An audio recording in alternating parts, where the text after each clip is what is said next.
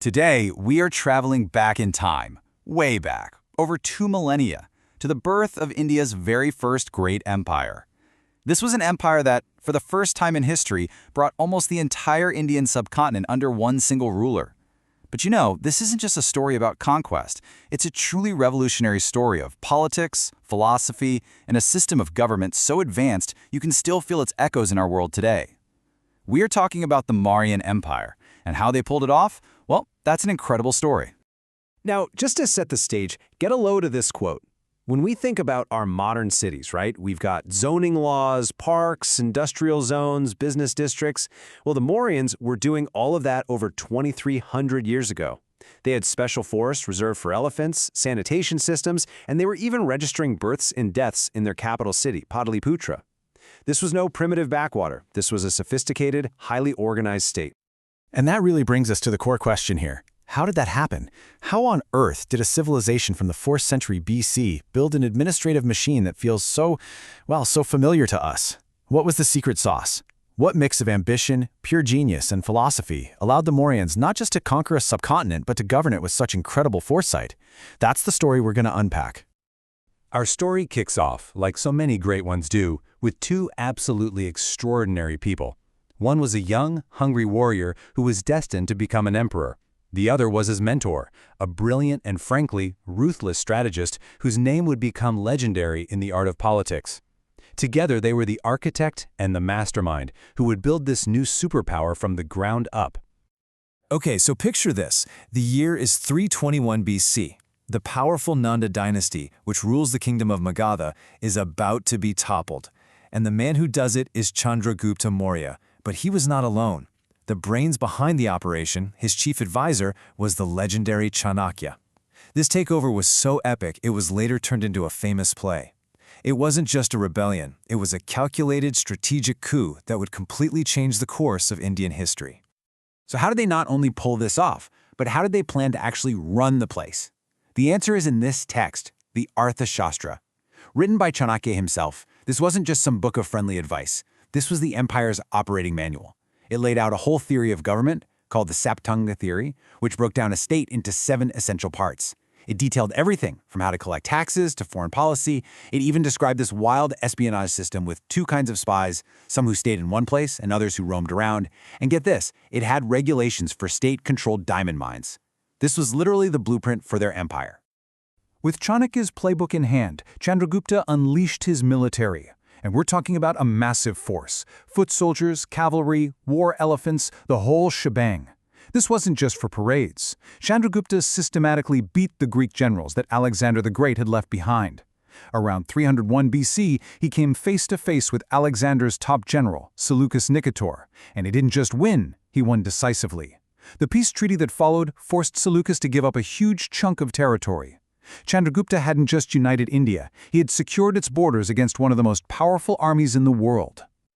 After Chandragupta and his son, the empire hit its peak under its third and by far most famous ruler, Ashoka. But Ashoka's story really has 2 parts. He starts out as a fierce conqueror, just like his grandfather, but one single, brutal event would change him and his entire empire forever. It would spark a complete revolution in how to rule. This is it. This is the moment the entire story pivots, the Kalinga War. Kalinga was this powerful kingdom on the east coast, the last major piece of the puzzle that wasn't under Mauryan control. So Ashoka launched a massive invasion, and he won. But the price of that victory was just unimaginable. In his own inscriptions, the Rock Edicts, he talks about the horror. Hundreds of thousands of people were killed or deported. Seeing this absolute devastation triggered a profound crisis of conscience. The conqueror was disgusted by his own conquest. And this right here perfectly captures Ashoka's transformation. He declared an end to Bharya Ghosha, the sound of the war drum, which stood for conquest by violence. And in its place, he adopted Dhamma Ghosha, the sound of righteousness. This was an absolutely radical idea. He decided that true victory wasn't military, it was moral. He would now conquer the world not with his sword, but through Dhamma, or righteous living. He kept his army, but he never again launched a major war of aggression. Okay, so you've had this massive change of heart. Now what? How do you roll out a policy of conquest by righteousness across a gigantic, diverse empire? Ashoka's solution was just genius. For the first time in Indian history, a king decided to speak directly to his people, not through messengers whose words could be twisted or forgotten, but through a medium that would last forever: stone. Just look at this map for a second. Every single one of those dots represents an inscription, from Afghanistan all the way down to southern India. He had them put up along major highways and trade routes. He had his new philosophy, his edicts, carved onto these huge polished stone pillars and rock faces for everyone to read. And he used common languages, so the message was accessible. This was ancient mass communication, a public declaration of a new contract between the ruler and his people, literally set in stone. And the messages themselves? They were just as radical. I mean, this is what is so mind-blowing, how modern these ideas were.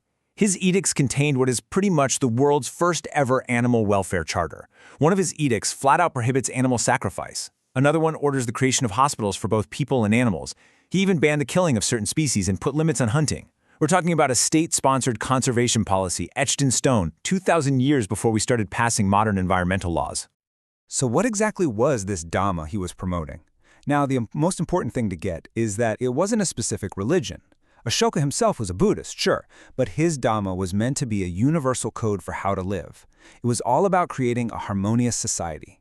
He demanded respect for all religions. He donated caves to non-Buddhist sects. Really, Dhamma was about basic human decency. Listen to your parents, be kind to your servants, show mercy. It was a moral framework designed to hold his huge, multi-ethnic, multi-religious empire together. So we have the epic conquest and the philosophical revolution. But how did the empire actually work day to day? You know, the nuts and bolts. How do you collect taxes, manage the economy, and keep order across 1 million square miles? The answer lies in the incredible administrative machine that was built by Chandragupta and Chanakya, and then fine-tuned by Ashoka.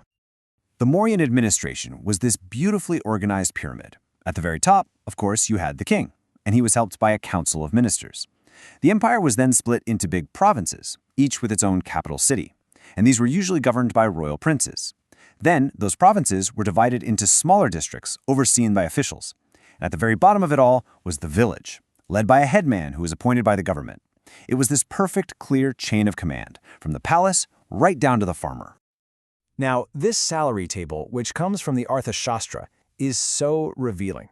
It shows a professional, organized bureaucracy. But just look at that disparity. A top minister or a crown prince is making 48,000 panas a year. The lowest ranking officer, just 60. That is an 800 to 1 ratio. This tells you everything you need to know about where the power was concentrated.